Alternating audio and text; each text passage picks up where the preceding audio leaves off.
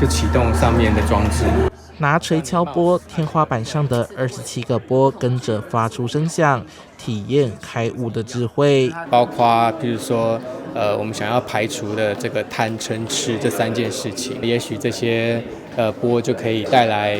声音跟频率的转换，让你去体验。在合同文化艺术基金会的牵线之下，蒋勋书房落脚在台南水交社，这天以《金刚经》作为开幕首档展览。这是我们台南的幸福，感谢让台南可以感受到这份平静，借由《金刚经》来感受这些不一样的祥和跟稳定。希望说未来在水交社，大家来到这个地方的时候，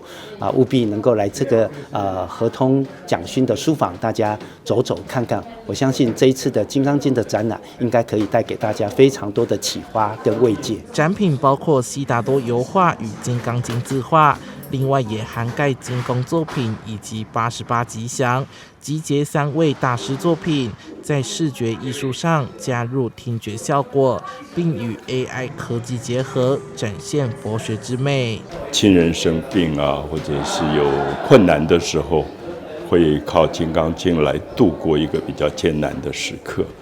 所以我想每个人对《金刚经》的了解领悟其实都不太一样。那我自己是用书法抄写，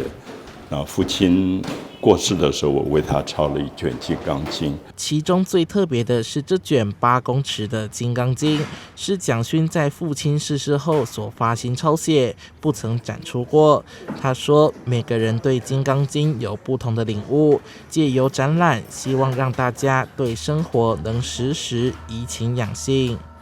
记者郑怀谈的报道。